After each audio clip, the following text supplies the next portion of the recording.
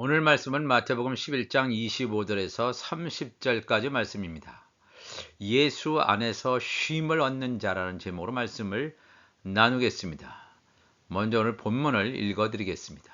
그때 예수께서 대답하여 이르시되 천지의 주제이신 아버지여, 이것을 지혜롭고 슬기 있는 자들에게는 숨기시고 어린 아이들에게는 나타내심을 감사하나이다. 옳소이다. 이렇게 된 것이 아버지의 뜻이니이다. 내 아버지께서 모든 것을 내게 주셨으니 아버지 외에는 아들을 아는 자가 없고 아들과 또 아들의 소원대로 계시를 받는 자 외에는 아버지를 아는 자가 없느니라. 수고하고 무거운 짐진 자들아 다 내게로 오라.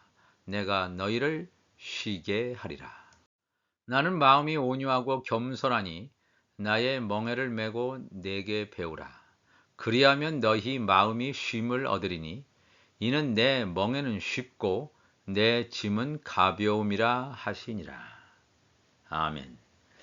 예수 안에서 쉼을 얻는 자라는 제목으로 말씀을 나누겠습니다. 첫사람 아담의 후손으로서 동일한 모습으로 많은 인류가 살아왔습니다. 그러나 마지막 때가 된 지금에는 사람들의 정체성이 구별되어 있다는 것을 예수님께서는 증거하고 있습니다. 마태복음 11장 25절로 가보면 그때 예수께서 대답하여 이르시되 천지의 주제이신 아버지여, 이것을 지혜롭고 슬기 있는 자들에게는 숨기시고 어린 아이들에게는 나타내심을 감사하니이다 그랬습니다. 그때에는, 우리말 성경으로 그때에는 이라고 번역이 되어 있지만 이 원문 성경에는 하나님께서 정하신 때에는 그랬습니다. 정하신 때 카이로스, 하나님께서 정하신 때라고 이 원문 성경에는 그렇게 기록되어 있습니다. 시간이 흘러 어느덧 마지막 때, 하나님께서 정하신 때가 되었는데 예수님께서는 이것을 정확히 하시고 증거하시고 있습니다. 씨 뿌리는 자로 초림 때에 오신 예수님께서 세상 밭에 하나님의 말씀이라는 씨를 뿌리셨는데 길가에 뿌려진 씨가 있는가 하면 돌짝밭에 떨어진 씨가 있으며 가실떨기와 엉겅퀴에 떨어진 씨가 있었습니다. 또한 좋은 밭에 떨어진 씨들이 존재했음을 예수님께서 증거하셨습니다. 다 똑같은 사람의 모양을 하고 있는데 지혜롭고 슬기 있는 자들은 누구며 어린 아이들은 누구를 말하는지 궁금하지 않을 수가 없습니다. 먼저 이것을 알기 전에 이 마태복음 11장 25절에 천지의 주제이신 아버지여, 이것들이라고 나와 있습니다. 이것들을 지혜롭고 슬기 있는 자들에겐 숨기시고 그것들을 어린 아이들에게는 나타내심을 감사합니다. 감사하나이다. 이것들과 그것들, 원어에는 이렇게 이것들, 그것들 다 나와 있습니다. 그럼 이것들, 그것들이 무엇이냐? 바로 이 하나님 나라의 비밀을 말합니다. 창세전에 감춰진 하나님 나라의 비밀을 어떤 자들에게는 숨기시고 어떤 자들에게는 나타내셨습니다. 이것을 예수님께서 증거하시면서 하나님께 감사하신다고 분명히 예수님께서는 증거하시고 있습니다. 마태복음 13장 34절에 가보면 예수께서 이 모든 것을 무리에게 비유로 말씀하시고 비유가 아니면 아무것도 말씀하지 아니하셨으니 이는 선지자를 통하여 말씀하신 바 내가 입을 열어 비유로 말하고 창세부터 감추인 것들을 드러내리라 함을 이루려 하심이라 그랬습니다.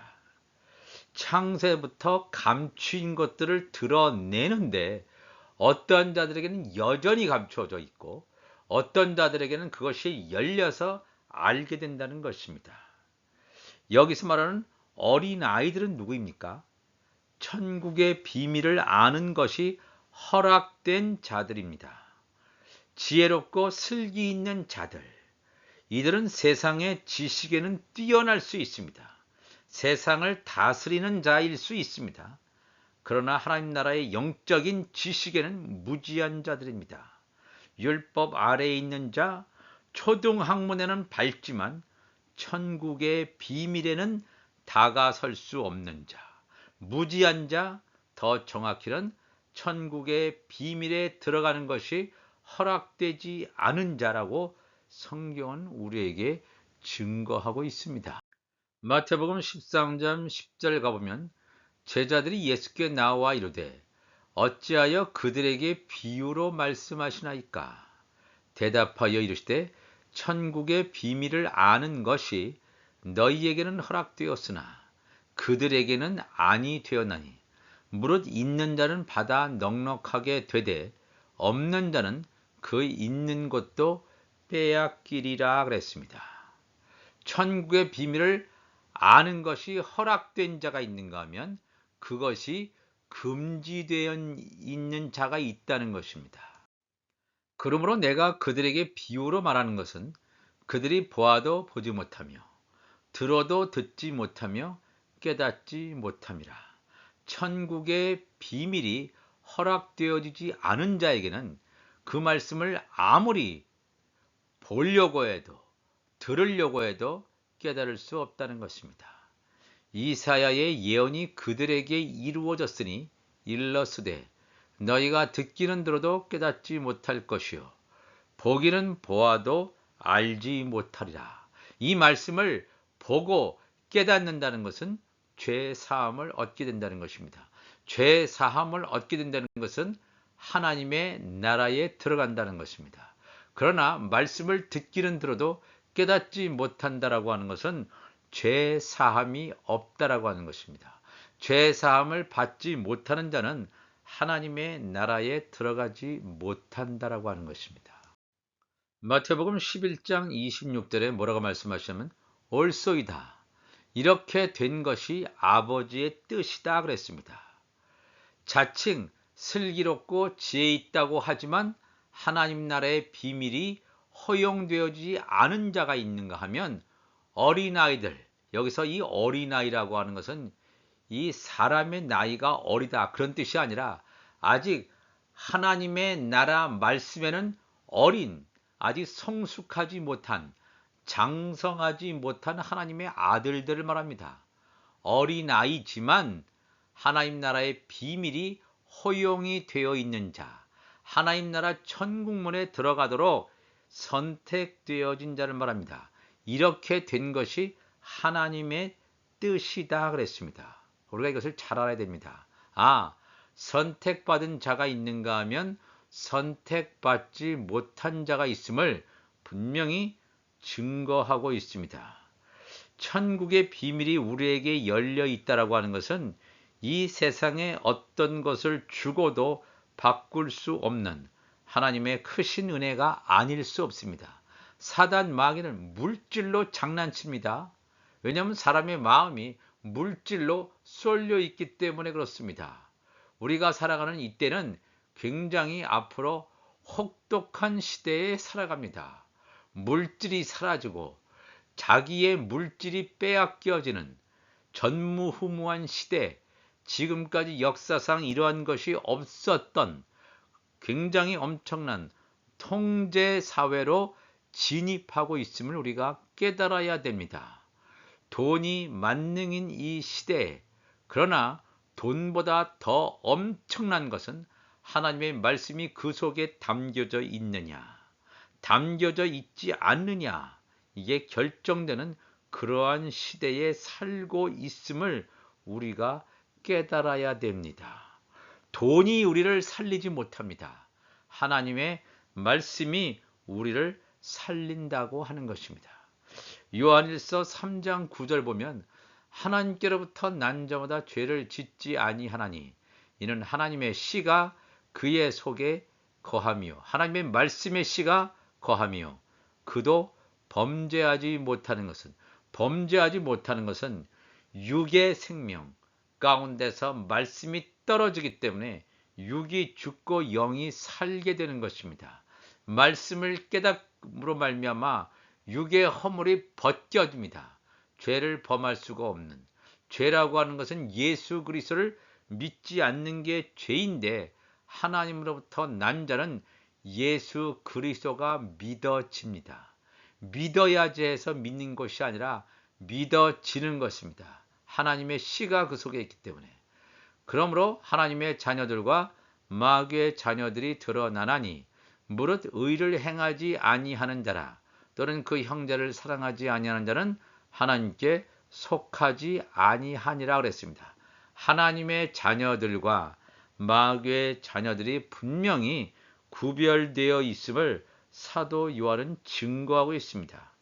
여자의 후손이 있는가 하면 뱀의 후손, 사탄의 후손이 있음을 분명히 창세기 3장 15절에는 분명히 이미 원복음으로 증거해 주고 있습니다.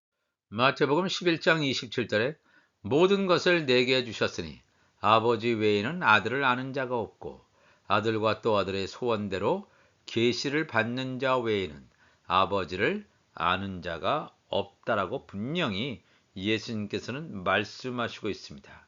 아들이 하나님 아버지를 나타내기를 원하는 자, 그러니까 예수 그리스도가 선택한 자, 하나님 아버지께서 예수님에게 주신 자, 요 말씀의 계시가 입혀지기를 원하는 자, 하나님의 말씀 그리스도의 옷이 입혀지기를 예수님께서 원하는 바로 그 자, 그들 자만이 하나님 아버지를 안다라고 분명히 예수님께서는 증거하시고 있습니다.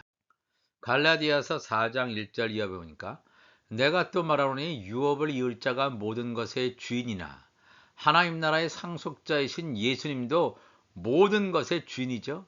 어렸을 동안이라고 하는 것은 하나님의 때가 임하기 전에는 종과 다름이 없어서 그 아버지가 정한 때 카이로스 때까지 후견인과 청지기 아래에 있나니, 이와 같이 예수님처럼 우리도 어렸을 때에, 우리가 영적으로 어렸을 때에, 율법 아래에 있었을 때에는 이 세상의 초등학문 아래에 있어서, 주 율법 아래에 있어서 종노릇하였더니, 하나님의 아들인지도 알지 못하고 종노릇하였더니 때가 참에 성령이 임하는 거죠. 하나님이 그 아들을 보내사 여자에게서 나게 하시고, 하나님이 그 아들 예수를 보내사 여자에게서 나게 하시고, 율법 아래에 나게 하신 것은 율법 아래에 있는 자들을 속량하시고 우리로 아들의 명분을 얻게 하려 하심이라. 아들이 보내지기 전에는, 또 아들을 통해서 성령이 보내시기 전에는 다 여자에게 났다란 말이에요. 땅에 속한 제단, 땅에 속한 교회에서 머물러 있어요. 다 율법 아래에 있는 자들처럼 살아왔는데, 그들 가운데서, 율법 아래에 있는 자들 가운데서 하나님의 아들의 명분으로 얻게 되는 자가 있습니다. 그들은 하나님의 아들의 명분을 얻게 된다라고 하는 것입니다. 예수님이 오셔서 천국 복음을 증거하실 때에도 세례 요한의 제자들 가운데 예수의 제자로 나오는 자들이 있는가 하면, 여전히 세례 요한의 제자로 머물러 있는 자들이 존재함을 성경은 증거하고 있습니다.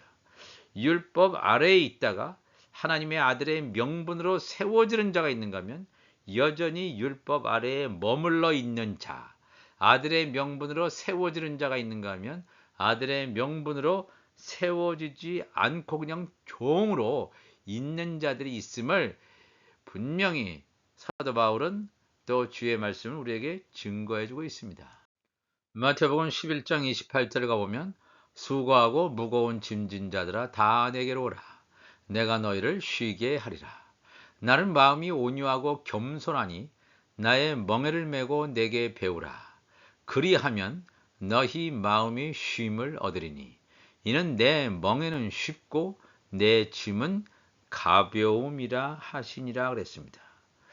예수님께서는 인생의 무거운 멍에와 짐을 지고 살아가는 자들에게 쉼을 얻는 방법을 가르쳐 주시고 있는데, 그것이 무엇인가 하면 예수님께서 예수님의 십자가를 지고 가신 것처럼 나 개인의 각자의 십자가를 지고 예수님을 따라가는 것입니다.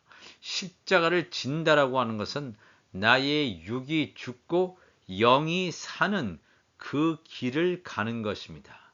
예수님은 나는 마음이 온유하고 겸손하다. 십자가를 지고 가신 자는 온유하고 겸손합니다. 마태복음 5장 5절에도 온유한 자는 복이 있나니 그들이 땅을 기업으로 받을 것이요. 새 예루살렘 성에 그 지성소의 영역에 거주하게 되는 하나님 나라의 아들의 그런 놀라운 영적 정체성을 가진 자들임을 성경은 증거해 주고 있습니다. 상속자의 신분을 가진 자, 하나님 나라의 새 땅에 거주하게 되는 상속자를 말하게 되겠습니다. 예수님의 멍에는 쉬운 것처럼 우리가 십자가를 지고 내가 이것을 해보려고 할 때는 이 십자가가 무겁습니다. 그러나 나의 십자가, 그렇지만 이 말씀이 우리에게 들어와서 우리의 육을 죽일 때는 나의 힘이 다 빠지고 내가 이거를 하려는 것이 아니라 성령의 인도 가운데서 성령께서 인도하시는 그 길을 걸어갈 때는 우리는 쉽고 가벼운 그 길을 걸어갈 수 있을 줄로 믿습니다. 마태복음 16장 24절에 이에 예수께서 제자들에게 이르시되 누구든지 나를 따라오려거든 자기를 부인하고 자기의 십자가를 지고 나를 따를 것이다 그랬습니다. 예수님의 제자가 된다는 것은 십자가를 지지 않고는 예수님이 유월절을 통과하신 것처럼 우리가 유월절을 통과하지 않고는 오순절 성령 강림 사건이 우리에게 이루어질 수 없습니다. 또한 초실절, 부활의 역사가 유월절을 거치지 않은 자에게는 일어날 수 없음을 증거하고 있습니다. 로마서 6장 6절에도 우리가 알거니와 우리의 옛사람이 예수와 함께 십자가에 못 박힌 것은 죄의 몸이 죽어 다시는 우리가 죄에게 종노릇하지 아니하려 함이니 그랬습니다. 옛사람, 옛 자아가 죽어야지만 우리가 온전히 새로운 피조물로 예수님과 함께 성령 안에서 한 몸으로 연합이 되어집니다. 옛사람이 죽지 않고 십자가에 죽지 않는다는 것은 죄의 몸이 그대로 있는 것입니다.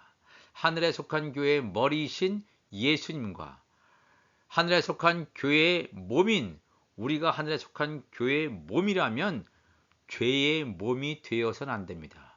죄의 몸이 죽어야지만 이 마지막 때 예수님께서 오셨을 때 성령께서 우리를 부르셨을 때 죄의 몸이 죽어 우리가 죄에게 종노릇하지 않은 그런 하나님의 말씀으로 가득 찬 그런 자가 이미 되었을 때에 성령 안에서 한 몸으로 연합이 되어지는 줄로 믿습니다.